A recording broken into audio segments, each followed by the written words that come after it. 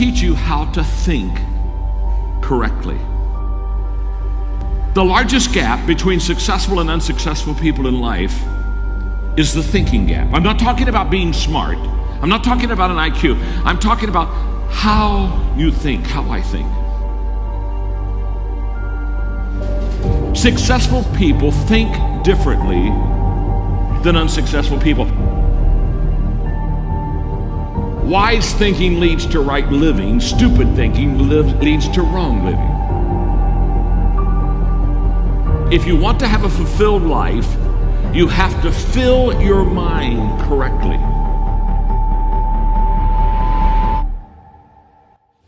Right now, you need to focus on today. And what I realized so many leaders don't understand is that truly today matters.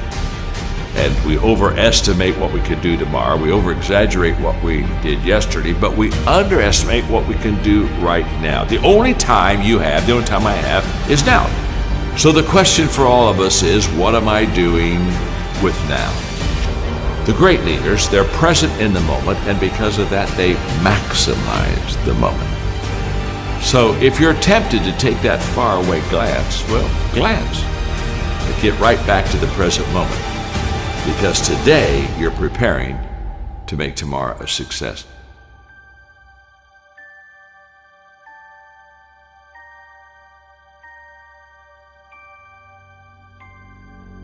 Well, we all want to be motivated, and yet so many times we fail to find the secret of motivation, and so let me give it to you quickly.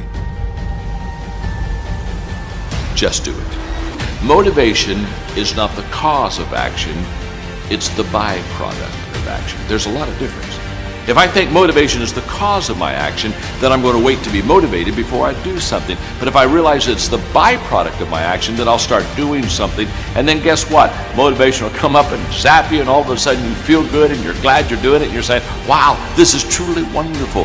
So let it be the byproduct of your life. Don't let it be the foundation for the actions that you take in your life. Nothing comes to you until you commit yourself. Nothing comes to you if you're just going to try, but you're not committed. Nothing comes to you if you're just thinking about it. It's not until you take the action step. It's not until you take the direction do the things start to flow through you. But I'm saying don't cheat yourself out of the possibility of the potential that's on the other side of commitment. Stay with it long enough to find out if there's any fruit in it. You can do goal setting with a pencil, but you have to do goal getting with your legs. You got to take action. And it's the action that separates us. The greatest gap in this world is the gap between knowing and doing. Knowing is goal setting. Doing, now that's goal achievement. People that are knowledgeable about habits say that it takes 30 days for a habit to become a habit. Now, habits can be good and habits can be bad. And so over a period of time, you can either be developing habits that are going to help you, or you can be developing habits that are going to hurt you. People that grow develop habits that help them. The great value of a good habit is you don't have to think about it. That's why it's a habit. In other words, once you begin to, over days and times and periods, begin to practice something that is good, after a while it becomes automatic to you. It becomes who you are. In fact, I always tell people, practice a good habit long enough to make it yours. And once it's yours, now it's automatic. Every day, you'll do what you should do. Often I have the expression that everything worthwhile is uphill. That's a fact. You've never heard someone talk about accidental achievements. You've never heard someone that got to the top of the mountain and somebody asked them, how did you get there? Kind of look confused and say, I have no idea.